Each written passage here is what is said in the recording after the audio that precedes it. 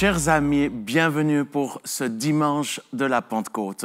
Ma prière, c'est que ça ne soit pas seulement un joli dimanche ensoleillé avec des bonnes grillades en famille, mais ma prière, c'est que chacun qui nous regarde aujourd'hui ou qui va nous revoir par la suite puisse expérimenter ce que les apôtres ont expérimenté le jour de la Pentecôte. Juste avant que je lise le premier verset, j'aimerais encourager tous ceux qui n'auraient pas eu l'occasion de participer à la conférence de guérison Présence 2020, de pouvoir s'enregistrer sur laguérison.org ou simplement d'aller sur YouTube de l'AIMG.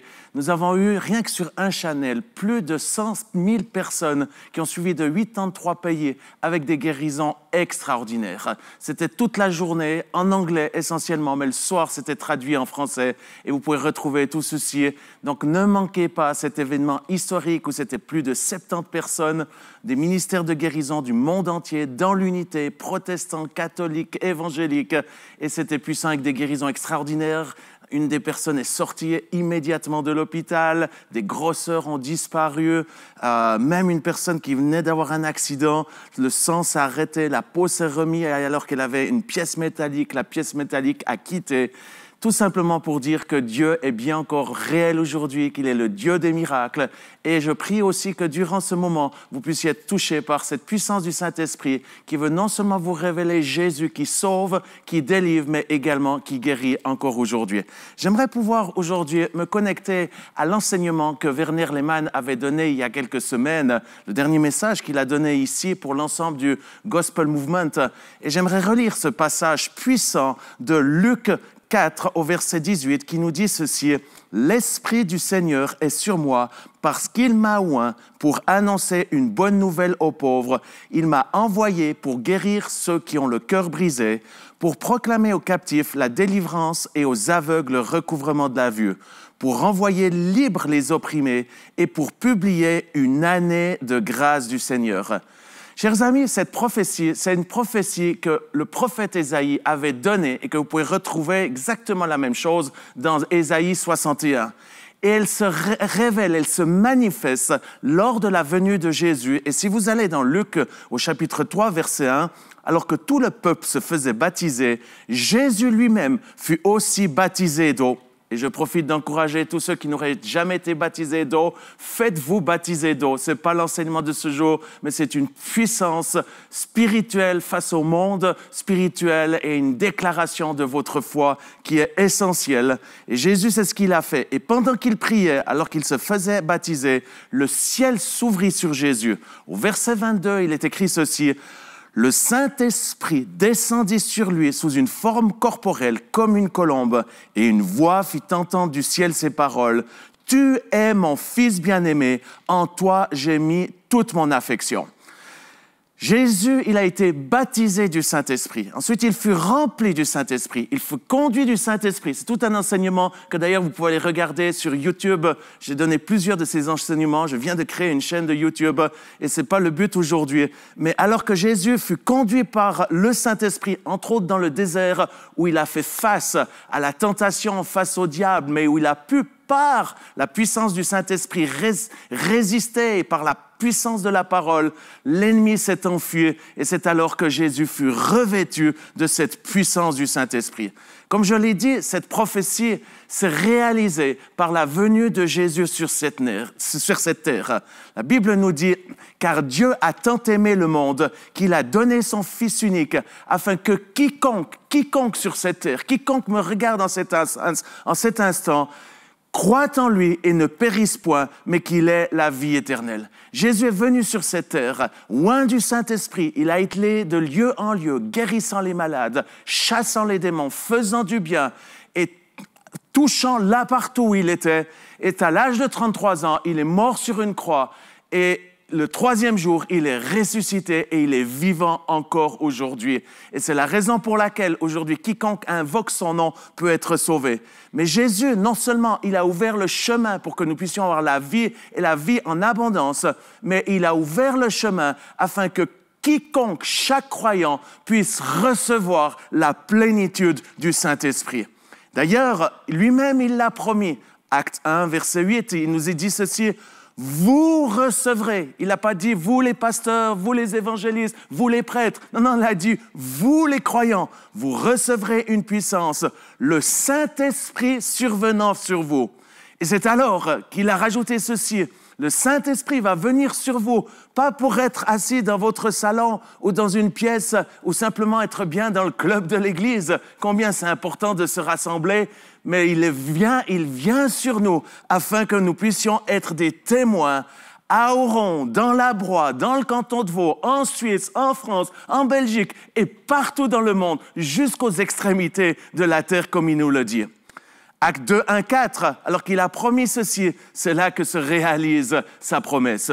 Le jour de la Pentecôte, ils étaient tous ensemble dans le même lieu. Tout à coup, il vint du ciel un bruit comme celui d'un vent impétueux et il remplit toute la maison où ils étaient assis.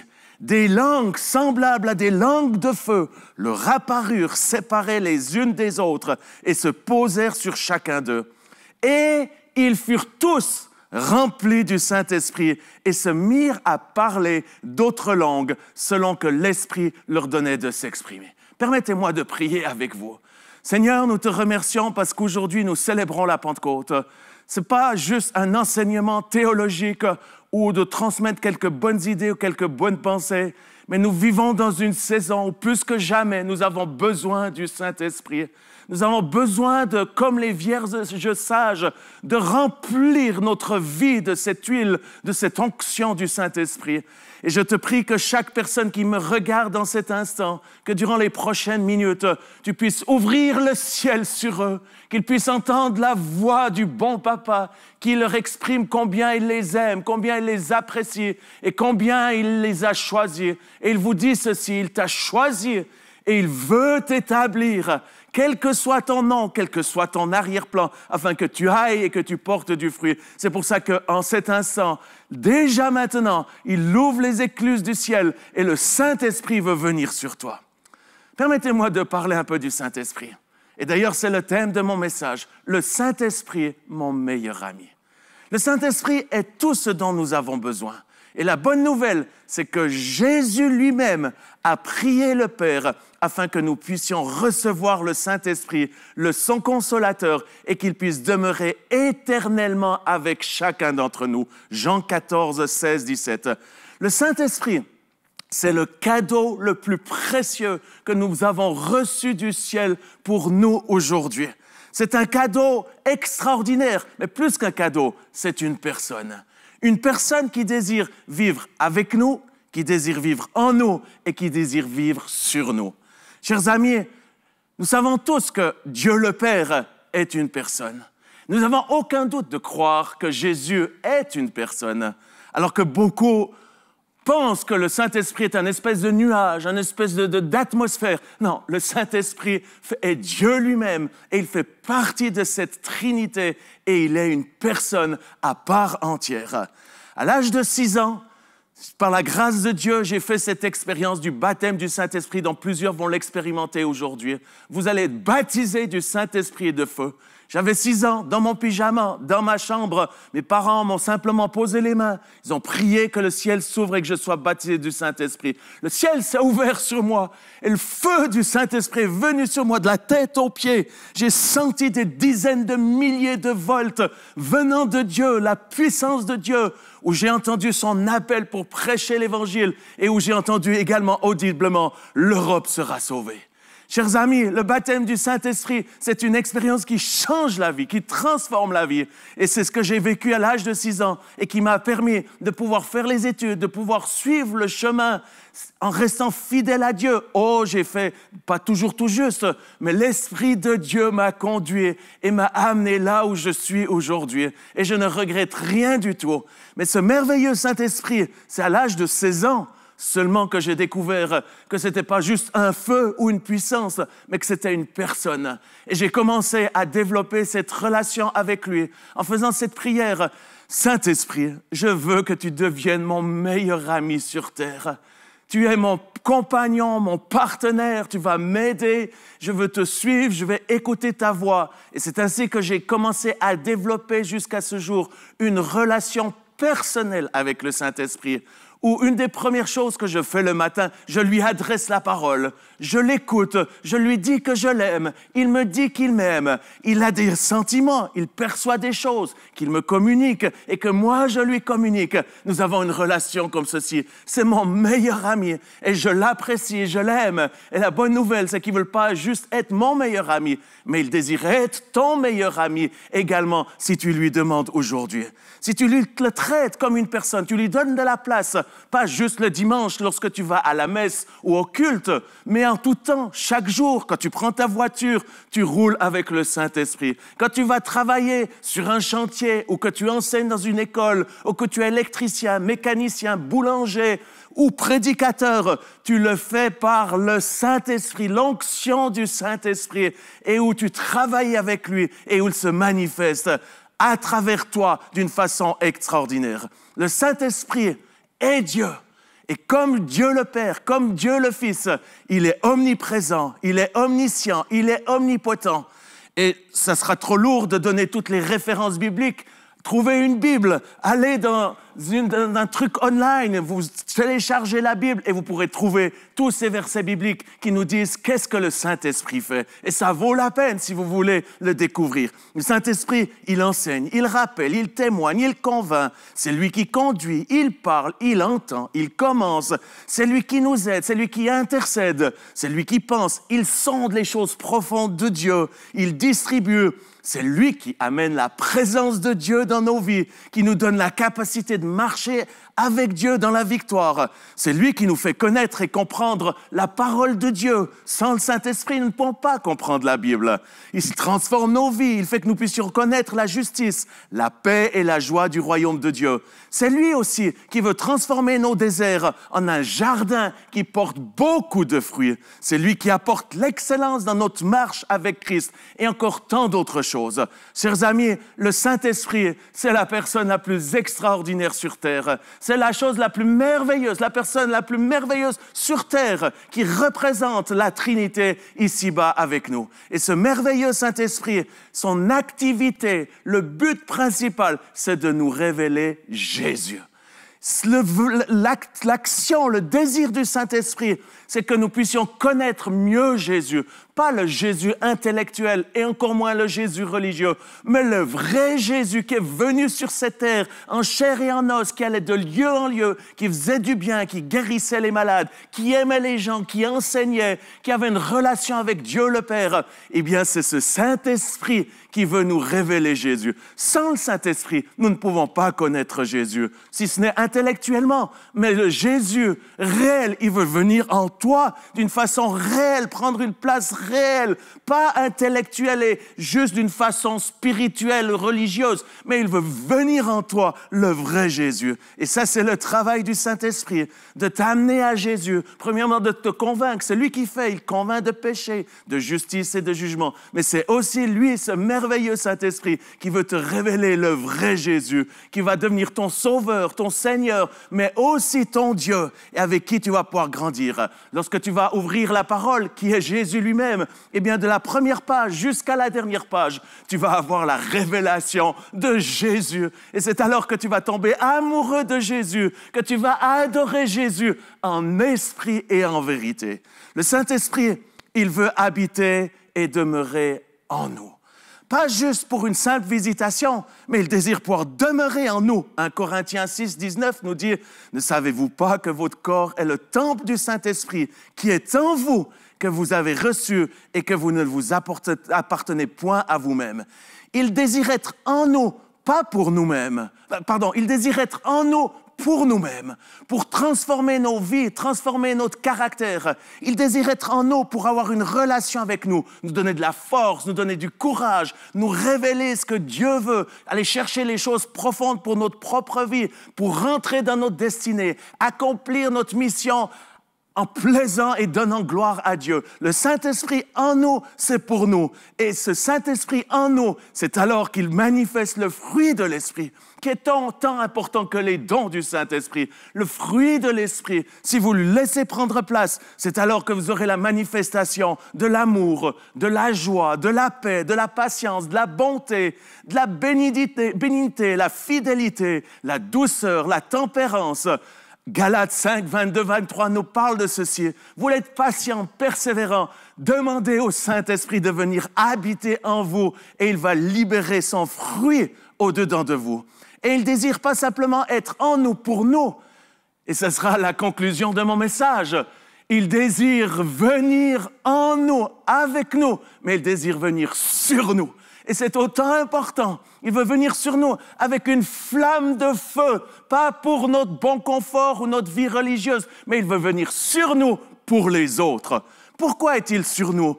Pour faire et continuer ce que Jésus avait commencé de faire et d'enseigner dans Actes 1, versets 1 à 2.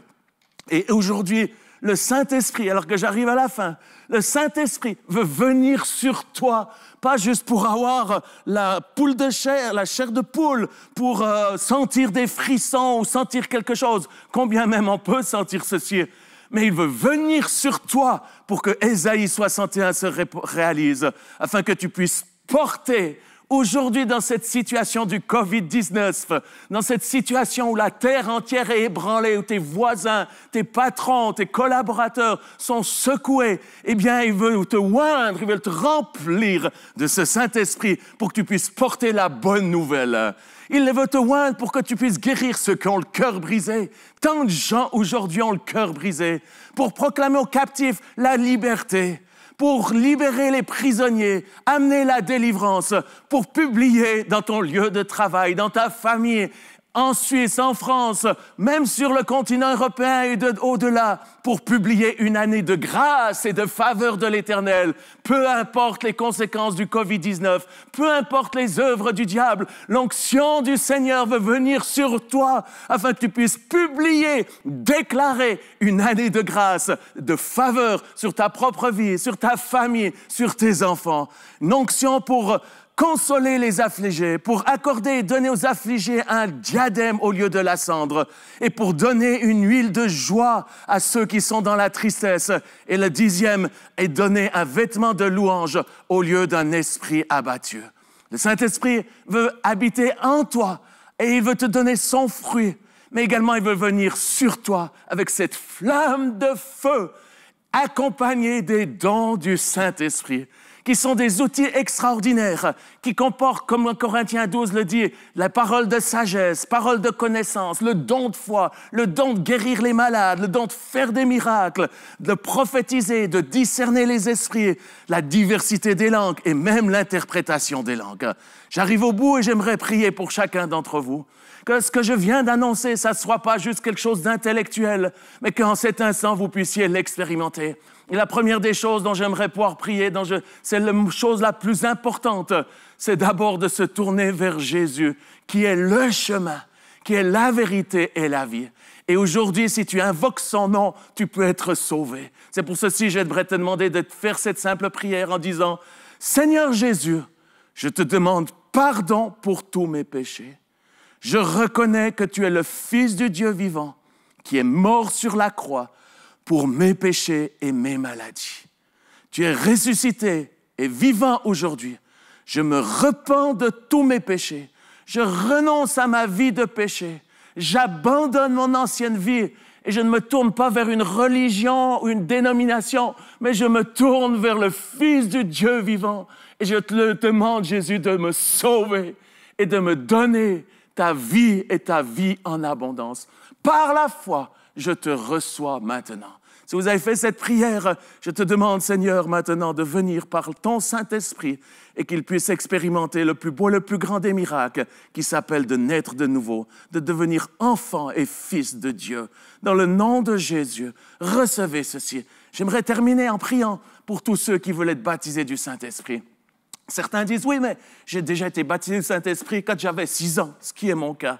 J'aime ce que l'évangéliste, le revivaliste Douglas Scott disait. Le baptême du Saint-Esprit ne devrait pas être une expérience historique, mais devrait être une expérience quotidienne. Et c'est ce que je vais faire maintenant pour vous. Là où vous êtes, dans votre salon, dans votre maison, simplement levez vos mains, fermez vos yeux et tournez vos regards vers Dieu le Père. Et nous allons lui demander qu'il puisse déverser son esprit sur nous d'une façon fraîche et nouvelle. Père, dans le nom de Jésus, tu as promis que si nous te demandons quoi que ce soit, tu allais nous le donner. Et même, tu as dit, si nous te demandons le Saint-Esprit, tu vas nous le donner. Et parce que Jésus l'a déjà demandé, aujourd'hui, par la foi, nous te demandons de nous baptiser du Saint-Esprit et de feu, comme les apôtres l'ont expérimenté. Pas juste un petit truc, mais un vrai baptême du Saint-Esprit. Je prie pour tous les leaders, tous les pasteurs. Je prie pour chacun, hommes et femmes, les enfants.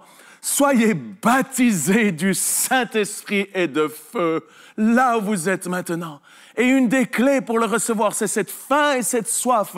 La faim et la soif vont attirer le Saint-Esprit et il va vous donner, il va vous baptiser de sa présence, de son onction, de ce feu pour que vous puissiez annoncer l'Évangile parce que cette génération doit entendre la bonne nouvelle et c'est la raison pour laquelle Dieu t'a choisi et il t'a établi et il t'envoie maintenant, pas seul, mais avec le Saint-Esprit. Que Dieu vous bénisse abondamment.